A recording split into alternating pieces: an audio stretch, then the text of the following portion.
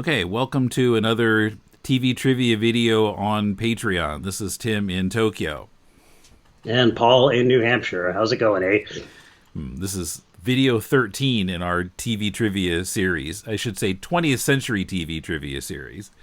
We don't talk about any 21st century TV trivia because I've hardly watched any 21st century TV. Right, I'm feeling unlucky since this is, the 13th installment. But I'll try to avoid ladders and black cats before I read my trivia questions. Okay, yeah. So we both got some questions this time. So Paul's going to start.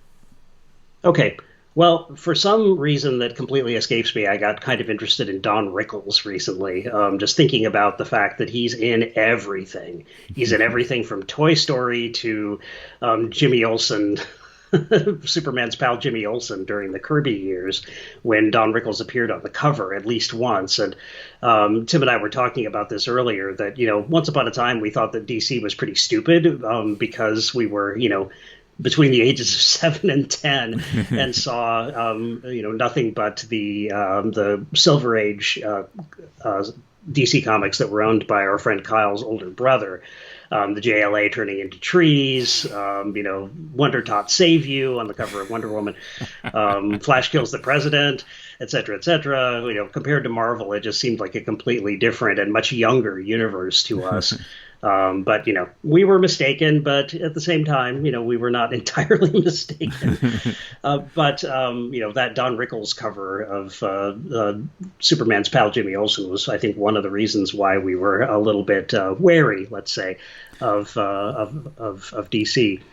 But yes, I was just going to plug that Emmett and I are planning to sort of gradually work through the New God stuff on Deconstructing Comics, and I think Don Rickles is in one of the early issues there because it starts in Jimmy Olsen, and I saw some mention of him as I was just buying the trade on Comixology a minute ago.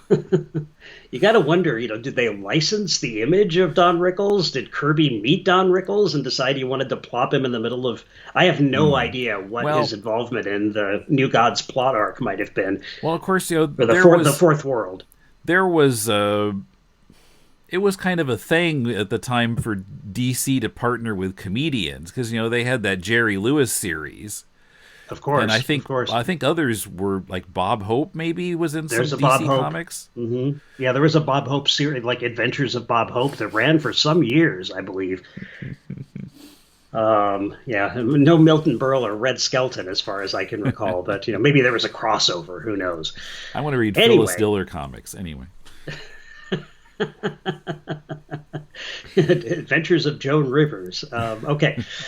So, I started thinking about the sitcoms in which I have seen Don Rickles from the 60s and 70s and wondered, are there any sitcoms in which he didn't appear? And I found at least one. So, Tim, here's the question for you.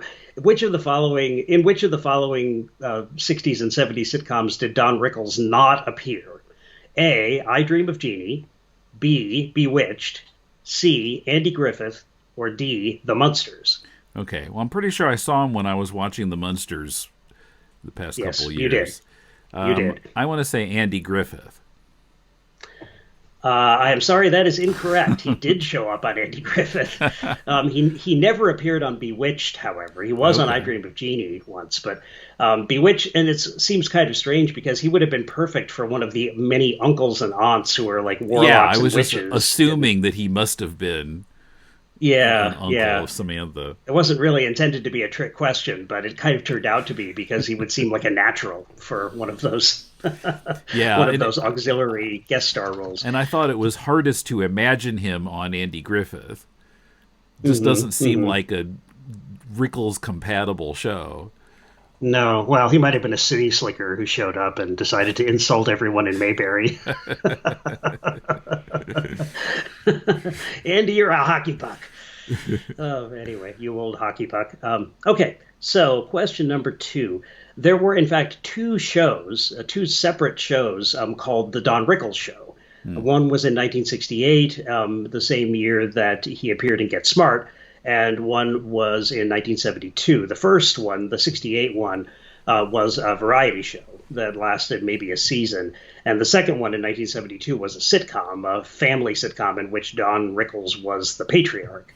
And that show only lasted about 8 episodes, I think. It's barely got a stub in Wikipedia. So, but there was, of course, the nuclear family with Don Rickles as the dad. Which of the following child stars played his offspring? This is going to be a wild guess, I know. A, Aaron Moran, Joni from Happy Days. B, Danny Bonaduce. I barely need to introduce him. C, Robbie Rist of many sitcoms fame. And D, Eve Plum. Eve Plum. She was on Dick Tracy. What year Actually, was she this? wasn't. She just appeared in the opening. 1972. Okay, well, Brady Bunch was already on. Mm-hmm. So I think we can eliminate her. So the others were Aaron Moran, Danny Bonaduce. Partridge Family was on also. Mm-hmm. And who was the other one? Robbie Rist. Okay, Robbie Rist or Aaron Moran. Mm-hmm. Robbie Rist or Aaron Moran. I'm going to say Robbie Rist. I'm sorry. It was, in fact, Aaron Moran. Robbie Rist was my ringer, though. I knew that Partridge Family and Eve Plum, or Partridge Family and Brady Bunch were both on at that time, so it was unlikely they were going to do crossover roles in another ongoing sitcom. But I figured Robbie Rist was a pretty good, risk for possibly handicapping this, since he was everywhere after all. But I was going to say Aaron Moran was, not on a lot of stuff, but she was, I guess, pretty little at that point. She's fairly young on those first, 1974 episodes of Happy Days, or 73 maybe. Anyway, it debuted January 74. I remember for some reason, even though I wasn't watching it yet. I was going to say Robbie Rist is the child version of Ted McGinley. Yes, it's a red flag if he shows up on a TV show. Yes, wasn't he even on the Mary Tyler Moore Show as Ted's adopted son? Yeah, I remember that. Mm-hmm. Just before the show went off. Although it was not canceled because of ratings. It was just that they decided to end it. Right, it was not canceled because of Robbie Rist, the way that Brady Bunch probably was. Actually, I know Robbie Rist was brought onto the show to try to inject it with new life. Ha ha. Anyway. Yeah. But, of course, Ted McGinley, famous for stepping onto the sinking ships of Love Boat, Happy Days, Dynasty, maybe something else. Most likely. Yes. I believe he was on that ill-fated last season of Sigmund and the Sea Monsters, too. Oh, wait a minute. I think that was Robbie Rist. Okay. Okay, so now Tim has some questions, correct? Right. So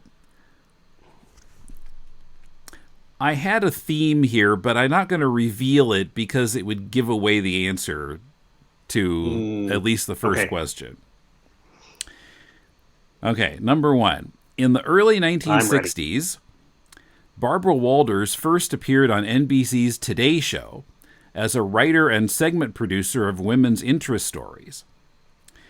She became co-host of the show in 1974. Before Walters was hired, another well-known woman was offered a spot on the Today Show and declined.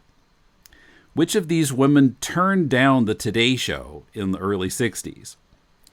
A. Donna Reed. B. Barbara Feldon. C. Betty White. D. Julie Newmar. Huh. Wow.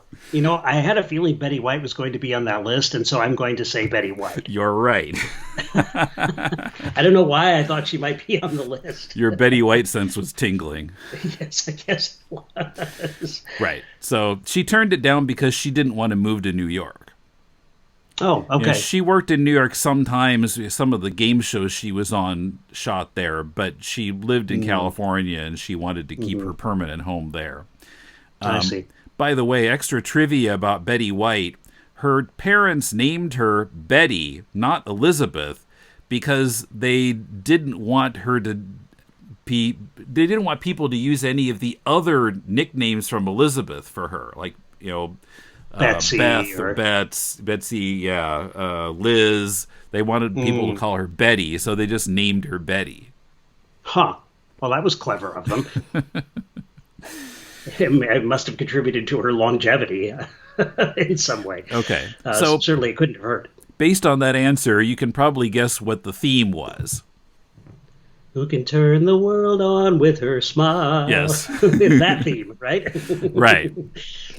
Question 2. In the opening credits of the later seasons of The Mary Tyler Moore Show, Mary is seen in the Nicollet Mall in Minneapolis sitting at a table with a man. Who is the man? A. Ted Knight. B. MTM Enterprises co-founder Grant Tinker. C. Co-producer James L. Brooks. D. Director Jay Sandrich. Boy, well, she was married to Grant Tinker at that point. I'm just going to guess it was Grant Tinker. Yes, that's right. Okay. Right. So How did you find this out? I remember you asking about this or wondering about this some months ago, I think. Yeah, I was, and I'd been communicating with a friend about it too, and she didn't know. But yeah, it's IMDb trivia section. Okay. Which also mentions that producers James L. Brooks and Alan Burns are the two joggers who pass Mary in the opening. That's funny. Probably mumbling to each other about, creating The Simpsons someday, I suppose. And it also mentioned. Now, I've always been puzzled by the bit in the opening where you see Mary with a camera crew and some other people, and the guy points and Mary ducks. Yes, and we wondered about that too. Have you figured out why? Well, the IMDb trivia said that she was trying to stay out of the shot of her camera crew. Yes, I don't know. That's what we thought too, because the camera starts to swing, I think, and then she ducks. I always wondered if the guy who's pointing was pointing at waterfowl and she misunderstood and ducked. No, I think it's a TV joke. It's about, being a producer on the set and needing to stay out of the shot. Yeah, it's kind of an in-joke, maybe. Mm-hmm. But it took Carolyn. It happened so quickly. It took Carolyn and me a few weeks worth of watching to figure that out. Okay, finally. When the Mary Tyler Moore Show was in the development stage and hadn't been cast yet, which of the following characters was not considered as a possible love interest for Mary? A. Lou Grant. B. Ted Baxter. C. Murray Slaughter. Or D. Actually, they all were. I'm going to go with D. No, actually it's C. Murray. Murray was kidding. Not considered as a possible love interest. So this is from the trivia section on IMDb. I just read all of this. Okay. Ted was originally supposed to be Mary's love interest. Originally, they were thinking of Lyle Waggoner for the role. Then Ted Knight, an older man in his 40s, nailed the audition. And at that point, because he was older and an inappropriate match for Mary, they jettisoned that subplot. They were also thinking of making Lou Mary's ongoing love interest, but Mary Tyler Moore herself vetoed that idea. So they had the characters date, and then the romance quickly ended. Murray, on the other hand, was based on a gay person, someone who was supposed to be Mary's nemesis, and Gavin MacLeod played him gay in the pilot.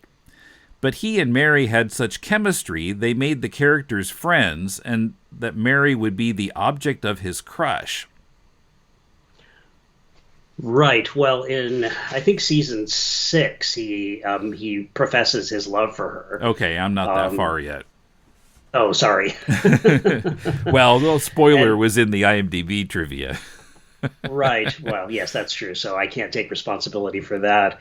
Yeah, that's really interesting. Boy, Lyle Waggoner would have made a very, very different chemistry on the show. But I am glad that Mary Tyler Moore herself vetoed having a relationship with Lou Grant or anybody else, maybe on the show, because it was great to just have there be like a little bit of tension here and there, like when Ted would hit on her because he thought that she was easy at various points in the course of the show. It's pretty awful. Yes, in retrospect, some of those episodes are pretty hard to watch. But it made it into like a work family in a way that no other sitcom had really attempted before. Mm-hmm. Well, and at least from modern vantage point, it would look kind of weird if she was dating her boss. Definitely, especially if the show was, kind of, riding the sail of second wave feminism as it was. It wasn't like a totally feminist show, but it certainly had it was certainly aimed in that direction. It would have seemed, really retro for that to happen. And for her not to, not to kind of ward it off automatically as being something that would interfere with work life, because obviously her profession is really important to her on the show. Yeah. Okay, so that's my Mary Tyler Moore trivia. Yes, Mary Tyler Moore and Don Rickles, never the twain shall meet. I don't believe that's another show that Don Rickles never appeared on, I should say. Okay. So thanks for watching, and we'll be back in a couple of weeks with more trivia or something. Yes, and in the meantime, this is my parting shot: is just try to imagine Don Rickles throwing bald jokes at Murray Slaughter and Gavin MacLeod, and maybe we'll figure out a way to mash them up at some later point. Well, except Rickles was kind of a target for bald jokes himself. But anyway. Well, yes, but that wouldn't stop an insult comic from insulting other people's baldness. I'm quite sure of that. True. Okay, see you next time.